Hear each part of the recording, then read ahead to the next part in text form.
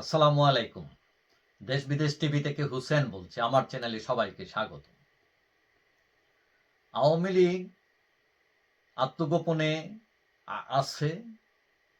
শেখ হাসিনা ভারতে আছেন, অনেক নেতা জেলে আছেন। এখন এমন যখন অবস্থা, হঠাৎ করেই গতকাল থেকে আওয়ামী লীগ জাগতে শুরু করেছে। সেটা কি রকম, কেন হলো? যে আমরা আগে দেখছি যে আওয়ামী লীগকে নিষিদ্ধ করার জন্য ছাত্ররা রিট করেছিল এবং পরে পিছিয়ে যায়।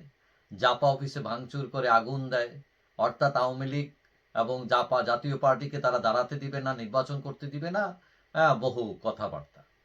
কিন্তু গতকাল যে দ্য হিন্দু পত্রিকায় ইন্টারভিউয়ে ডক্টর ইউনূস বলছেন যে বিএনপি যেহেতু তাদের মেনে নিচ্ছে, বলছে সকল দলের অংশগ্রহণে নির্বাচন করতে হবে, যে আমি তাদের এই দাবি কিভাবে প্রত্যাখ্যান করি, তাকে এটা আমলে নিতে হয়। অর্থাৎ সকল দলের অংশগ্রহণ করতে কোনো অসুবিধা নেই। এখন সেই হিসাবে আওয়ামী লীগের নেতাকর্মীরা অনেকটা সঞ্চারিত হয়েছেন, আশার প্রাণ চঞ্চল হয়েছেন, জেগে উঠেছেন।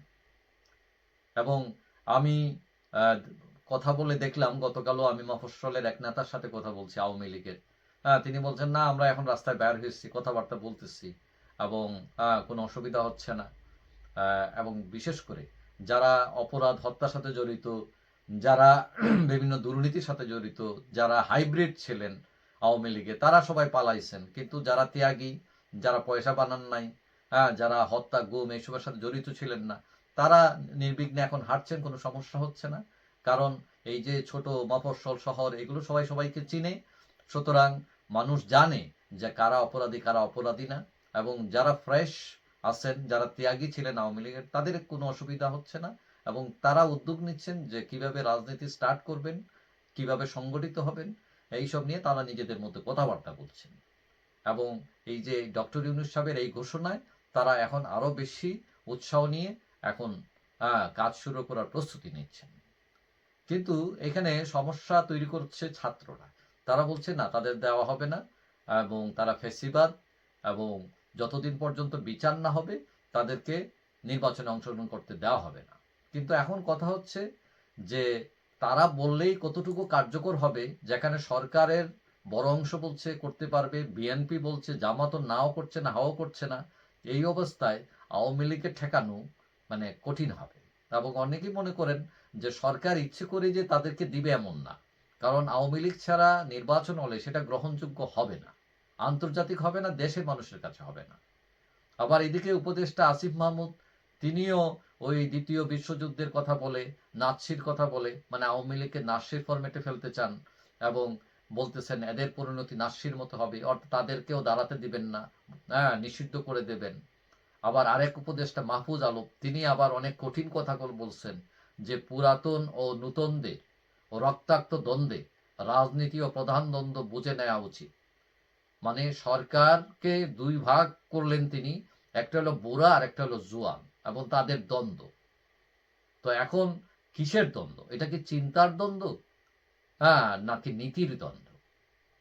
তো এখন তার স্ট্যাটাস এটা বোঝা যাচ্ছে যে যে সরকারের যে বুড়া আছে, জুয়ান আছে, তাদের দ্বন্দ্ব তৈরি হয়েছে। তো এখন ইউনূস সাহেবের উপর তারা খেপা, যে এই পুরানদের চিন্তা ভাবনার সাথে তাদের মিলতেছে না। তাহলে কি করবেন? যে ছাত্ররা পাল্টা হুমকি দিচ্ছে যে পাল্টা সরকার করবে। কিন্তু কথা হলো, এটা যদি সাদ্দাম স্টাইলে করেন যে আমেরিকার সাথে যুদ্ধ করে ফেলবেন, তো কি নিয়ে যুদ্ধ করবেন, তার পিছনে কয়জন লোক আছে, এগুলো তো হিসাব নিকাশে আসতে হবে। তো এখন এইসব করে দেখা যায় লাভ হচ্ছে কিন্তু আওয়ামী লীগের। যাদেরকে দাঁড়ানোর কথা না, তারা এখন কিন্তু দাঁড়ানো সাহস সঞ্চার করেছে, তারা দাঁড়াচ্ছে, তারা জেগে উঠছে। তো এখন আওয়ামী লীগ নির্বাচনে থাকবে, এটা মোটামুটি এখন নিশ্চিত হয়ে গেছে। কিন্তু কিভাবে থাকবে, কাদেরকে নামতে দিবে, কাদের দিবে না, এই ক্যালকুলেশনটা এখনো ক্লিয়ার না। এবং অনেকেই মনে করছেন যে যারা দুর্নীতি করেছেন, হত্যা, বিরোধী দমন এইসবে ছিলেন, তাদেরকে বাদ দিয়ে নির্বাচনে আসতে হবে আওয়ামী লীগকে। এবং ডক্টর ইউনূসের যে প্রেস সচিব শফিকুল, তিনিও বলেছেন যে আমরা চাই আওয়ামী লীগ নির্বাচনে আসুক, তবে যারা গণহত্যার সাথে জড়িত তাদের বাদ দিন। এখন যে মানুষ আওয়ামী লীগ, বিএনপি, জামাত এগুলো বলেন, মানে আমাদের দেশের দেখা যায় একই পরিবারের, কেউ আওয়ামী লীগ করতেছে, কেউ বিএনপি, কেউ জামাত, ঘুরে ফিরে কিন্তু একই। এবং জামাতের নেতা ডক্টর শফিকুর রহমান এটাও বলছেন যে আওয়ামী লীগ এটা তো আমাদের রাজনীতিরই অংশ, একটা পার্ট। সুতরাং মানে অর্থাৎ মানে বাদ দিয়ে কিছু করাটা ঠিক নয়, মানে এরা তো পরিবারেরই অংশ, রাজনৈতিক পরিবার।